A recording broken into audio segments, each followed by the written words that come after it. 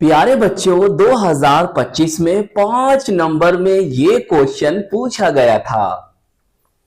निम्नलिखित अभिक्रियाओं को पूर्ण कीजिए एवं ए बी सी डी तथा ई के नाम व सूत्र लिखिए। तो चलिए फिर कॉपी और पेन को निकाल लीजिए और समझते हैं। प्यारे बच्चों, हमें इस रिएक्शन को कंप्लीट करना है और हमें ए और बी के नाम और सूत्र को भी बताना है। तो बहुत ध्यान से आपको समझना है प्यारे बच्चों। देखिए हम किस तरह से इस रिएक्शन को कंप्लीट करेंगे। देखिए ये है आपके पास कैल्शियम फॉर्मेट या आप पढ़ सकते हो कैल्शियम डाइफॉर्मेट। देखो प्यारे बच्चों, मैं इसको इस तरह से लिख सकता हूं। मैंने यहां कैल्शियम लिखा जी सर, और यहां पर HCOO और यहां पर HCOO लिख सकता हूं जी सर, बिल्कुल लिख सकते हैं। हम करा रहे हैं इसका शुष्क आसवन, बोले तो ड्राई डिस्टिलेशन, शुष्क आसवन इसका हम करा रहे हैं। बहुत ध्यान समझना प्यारे बच्चों, बहुत ही आसान और बहुत ही प्यारी रिएक्शन है। देखिए क्या करते हैं इसका। देखिए अगर प्यारे बच्चों हम यहां से कैल्शियम लें और यहां से इसे इस तरह से निकालें तो बताओ क्या निकला यहां से।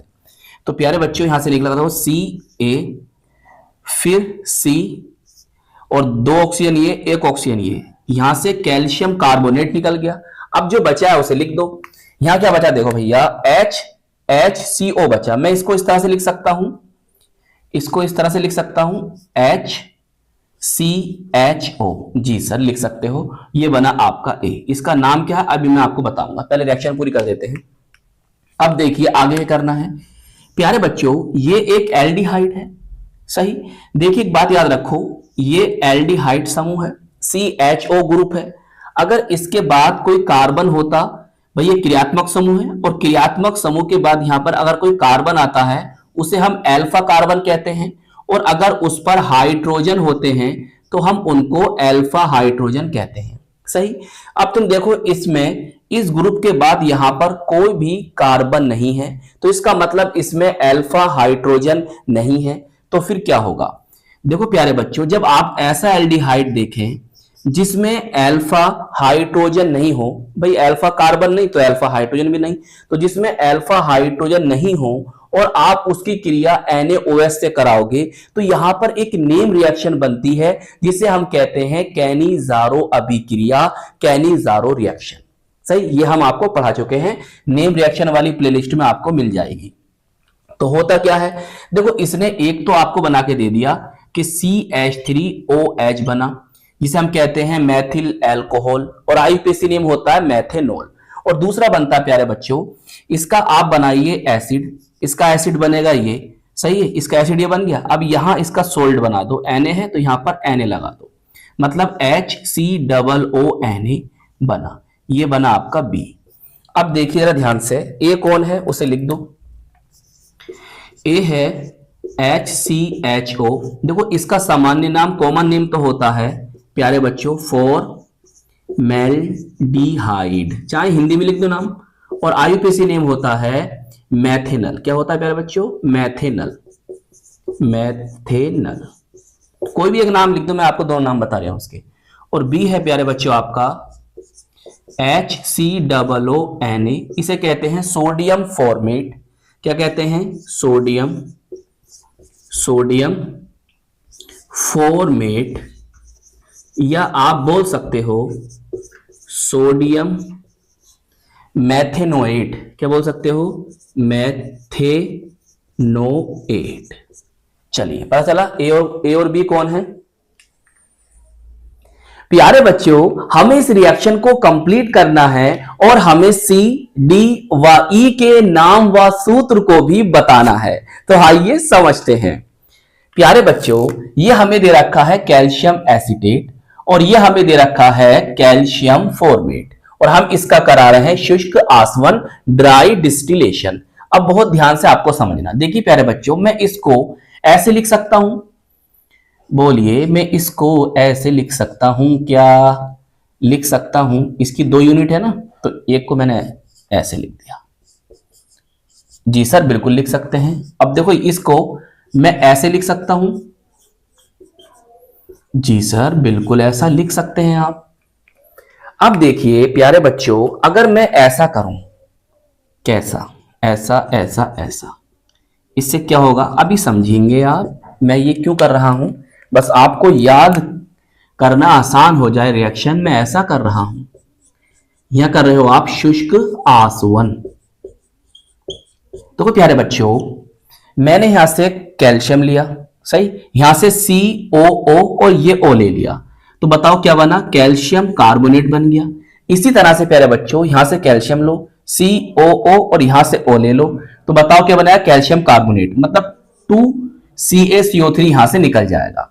अब देखो क्या बचा प्यारे बच्चों, यहां पर बचता है CH3CO और यहां ही बचता है CH3CO और यहां बचे H और H।